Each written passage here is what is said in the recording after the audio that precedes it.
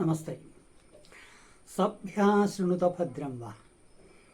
ഇത് കേൾക്കുന്ന എല്ലാവർക്കും നന്മ വരട്ടെ.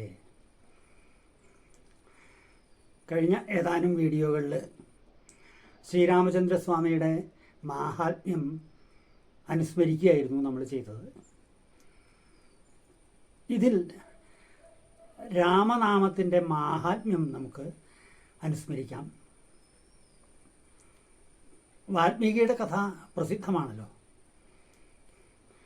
രാമ എന്ന പദം അല്ലെങ്കിൽ നാമം വേണ്ടതുപോലെ ജപിക്കാതിരുന്നിട്ട് കൂടി രത്നാകരൻ എന്നുള്ള കാട്ടാളൻ വാൽമീകി മഹർഷിയായിട്ട് മാറി.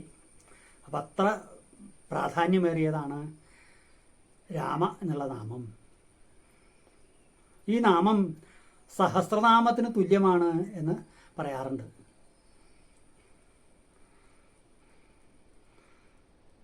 സൗന്ദര്യം കൊണ്ട് സന്തോഷിപ്പിക്കുന്നവൻ എന്ന അർത്ഥമാണ് രാമ എന്നുള്ള വാക്കിന്.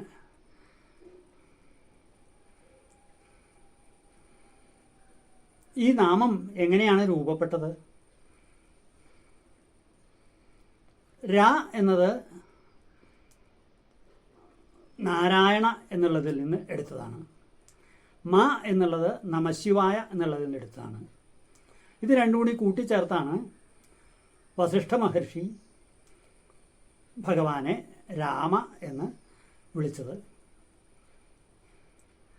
അപ്പോൾ രാമ എന്ന നാമം ജപിക്കുമ്പോൾ മഹാവിഷ്ണുവിനെയും മഹാദേവനെയും ശ്രീരാമചന്ദ്രനെയും ഭജിച്ച ഫലം, നാമം ജപിച്ച ഫലം നമുക്ക് ലഭിക്കും. 3 ഈശ്വരന്മാരുടെയും അനുഗ്രഹം നമുക്ക് ഉണ്ടാവും.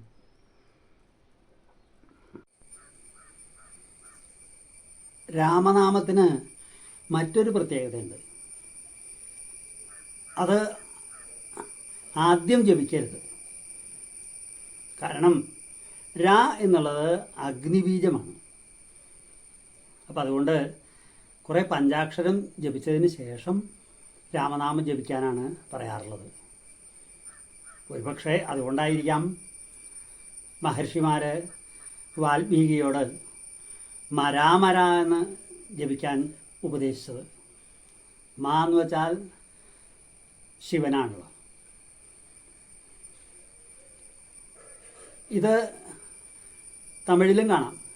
അവർ ഈ രാമൻ എന്നാണ് പറയുക. ചെറിയ തോതിലൊക്കെ ഇംഗ്ലീഷിലുണ്ട്. ആർ എന്നുള്ള രേഫം ചില വാക്കുകളിൽ ഉച്ചരിക്കാറില്ല. വേൾഡ്, ഗേൾ എന്നൊക്കെ അതിന് ഉദാഹരണമാണ്. അപ്പോൾ ഏതായാലും കുറേ പഞ്ചാക്ഷരം ജപിച്ചതിന് ശേഷം രാമനാമം ജപിക്കുക. കാരണം രാ എന്നുള്ളത് അഗ്നിബീജമാണ്. രാമശബ്ദത്തിന് പല അർത്ഥങ്ങളും പറയാം. ഒരർത്ഥം കൂടി നമുക്ക് അനുസ്മരിക്കാം. രാ എന്ന് വെച്ചാൽ പ്രകാശം എന്നർത്ഥം. മ എന്ന് വെച്ചാൽ മനസ്സിൽ എന്ന്. ദശരഥ മഹാരാജാവും കൗസല്യാദേവിയും കൂടി ചേർന്നപ്പോഴാണ് ശ്രീരാമചന്ദ്രസ്വാമി അവതരിച്ചത്. ദശരഥൻ എന്ന് വെച്ചാൽ 10 രഥങ്ങളെ ഒരേ സമയത്ത് നിയന്ത്രിക്കാൻ കഴിവുള്ള ആള്. കൗസല്യ എന്ന് വെച്ചാൽ വൈദഗ്ധ്യമുള്ളവൾ എന്നർത്ഥം. അത് രണ്ടും കൂടി ചേർന്നപ്പോഴാണ് രാമൻ, അതായത് പ്രകാശം മനസ്സിൽ എന്നുള്ള അർത്ഥം വരുന്ന ശ്രീരാമചന്ദ്രസ്വാമി അവതരിച്ചത്. ഇത് നമുക്കും സാധിക്കും എന്നുള്ളതാണ്. എങ്ങനെയാണ് ദശരഥനാവുക? 10 ഇന്ദ്രിയങ്ങളെ നിയന്ത്രിക്കുക. ജ്ഞാനേന്ദ്രിയങ്ങൾ, കണ്ണ് ചെവി തുടങ്ങിയിട്ടുള്ളത്, കർമ്മേന്ദ്രിയങ്ങൾ, കയ്യ് കാല് തുടങ്ങിയിട്ടുള്ളത്. അതിനെ എങ്ങനെ നിയന്ത്രിക്കണം? കൗസല്യ, അതായത് വൈദഗ്ധ്യത്തോടു കൂടി നിയന്ത്രിക്കുക. അപ്പോൾ രാമ എന്നുള്ളത് പ്രകാശം മനസ്സിൽ ഉണ്ടാവും, നമുക്ക് ജ്ഞാനമുണ്ടാവും എന്നർത്ഥം.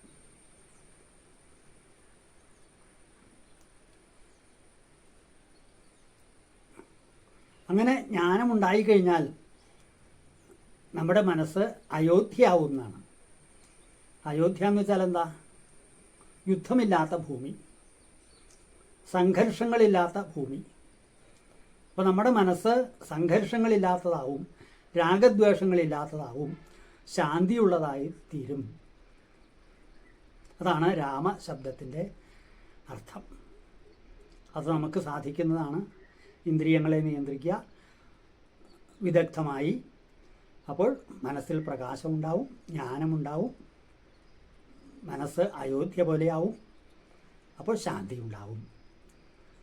അങ്ങനെ വിശേഷപ്പെട്ട